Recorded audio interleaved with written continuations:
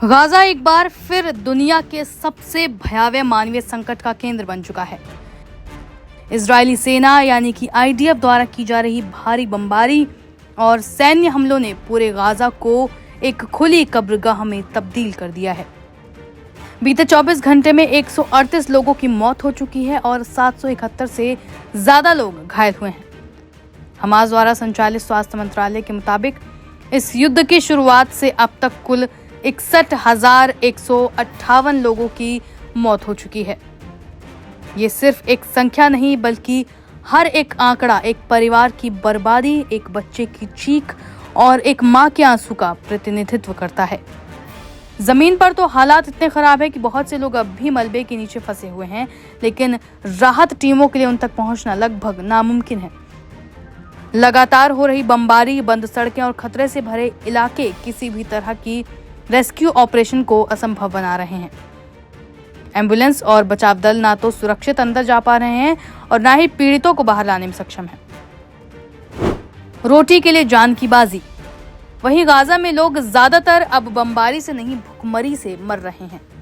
राहत सामग्री की किल्लत इस हद तक बढ़ गई है कि लोग खाने पीने का सामान लेने के लिए जब जमा होते हैं तो वहां भगदड़ मच जाती है। हाल ही की घटना में 87 लोग मारे गए और 570 घायल हुए। जब लोग राहत सामग्री पाने के लिए इकट्ठा हुए, किसी को भी ये नहीं पता था कि एक बोरी आटे के लिए जाना मौत के कुएं में कूदने जैसा होगा। कुछ लोग भीड़ में कुचल गए तो कुछ पर सुरक्षा बलों ने गोली चला दी। Aim right, achieve big. At KR Mangalam University, we provide you the platform to turn your dreams into reality. At KR Mangalam University. ये घटनाएं अब आम हो चुकी हैं। हर दिन राहत केंद्रों पर दर्जनों लोग अपनी जान गंवा रहे हैं। मौत अब हर कोने में मौजूद है और जिंदगी की कीमत राहत के एक पैकेट से भी कम रह गई है। गौरतलब हो कि गाजा के अस्पताल अब लगभग मृत प्राय हो चुके हैं। अल शिफा जैसे सबसे बड़े अस्पतालों में केवल कुछ ही ऑपरेशन थिएटर काम कर रहे हैं।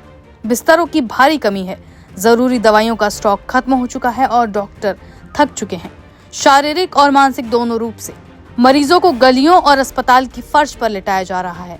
ईंधन की किल्लत के कारण जनरेटर भी बंद हो चुके हैं, जिससे आईसीयू और ऑपरेशन रूम भी काम नहीं कर पा रहे। बताया जा रहा है कि हॉस्पिटल्स में बिजली, पानी और ऑक्सीजन जैसी बुनियादी सुविधाएं अब केवल एक लग्जरी बन चुकी हैं। डॉक्टरों को बिना बेहोशी की दवाओं की सर्जरी करनी पड़ रही है।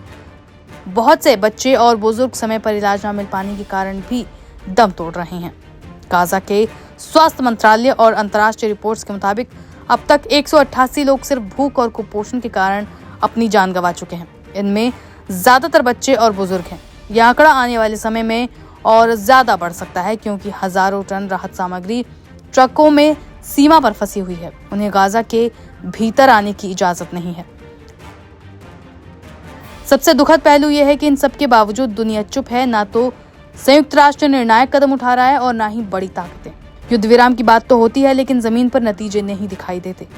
हर बीतता दिन गाजा के लोगों के लिए एक नई सजा लेकर आता है और एक नई उम्मीद तोड़ देता है।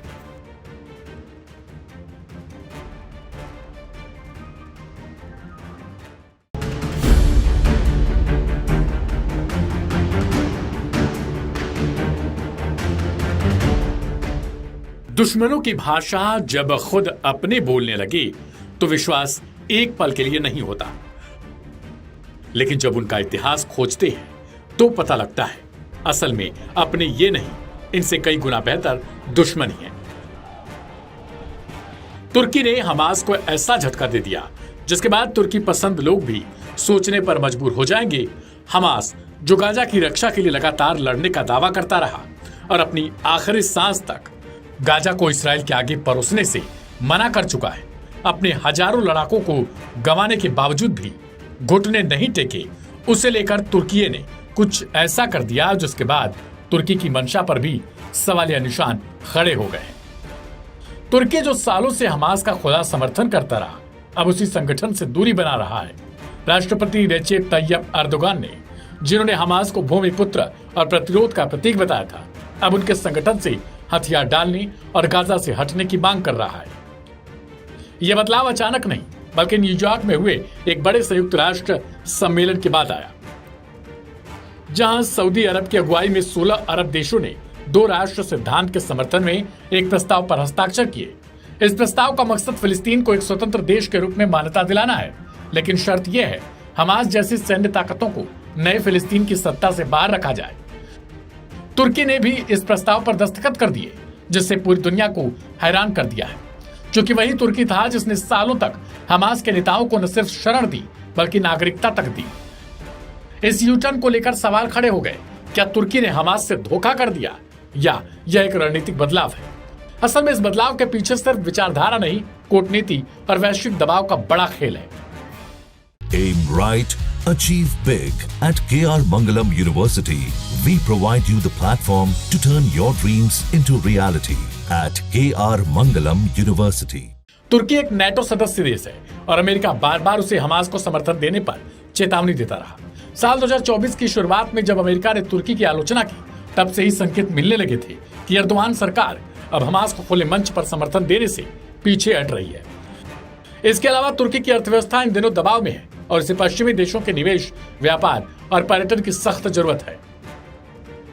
ऐसे में हमास जैसे विवादित संगठन के साथ खुलकर खड़ा रहना तुर्की के लिए आत्मघाती हो सकता था। न्यूयॉर्क घोषणा पत्र पर दस्तखत करके तुर्की ने एक ऐसा रास्ता चुना है जिसमें वह फिलिस्तीन का समर्थक बना रह सकता है, लेकिन हमास की सैन्य भूमिका से दूरी बना सकता है। यह उस संतुलन का हिस्सा है जिसमें एक ओर मुस्लिम दुनिया की भावनाएं और दूसरी ओर वैश्विक राजनीति की हकीकत। हालांकि तुर्की का यह रुख नया नहीं, यह सालों से 2 राष्ट्र सिद्धांत का समर्थक रहा, लेकिन अब पहली बार उसने सार्वजनिक तौर पर हमास को सत्ता से बाहर करने की बात को समर्थन दे दिया। यह बदलाव उस समय आया जब मध्य पूर्व के कई देश हमास से थक चुके हैं और फिलिस्तीन को एक स्थायी राजनीतिक ढांचे में ढालना चाहते हैं। सऊदी, जॉर्डन और मिस्र जैसे देश पहले ही हमास को एक बाधा मान चुके हैं। अब तुर्की भी उसी पंक्ति में खड़ा हो गया। एर्दोआन का यह रुख कई लोगों के लिए धोखा हो सकता है, लेकिन अंतर्राष्ट्रीय मंचों पर यह एक जिम्मेदार रणनीतिक कदम तुर्की की तरफ से बताया गया। फिलिस्तीन की आजादी की लड़ाई में अब फोकस हथियारबंद प्रतिरोध से हटकर राजनीतिक समाधान की ओर जाने लगा और तुर्की नई दिशा में खुद को स्थापित करना चाहता है। शायद यही वजह है कि आज एर्दोआन के लिए हमास भूमिपुत्र नहीं बल्कि एक बाधा बन चुका है।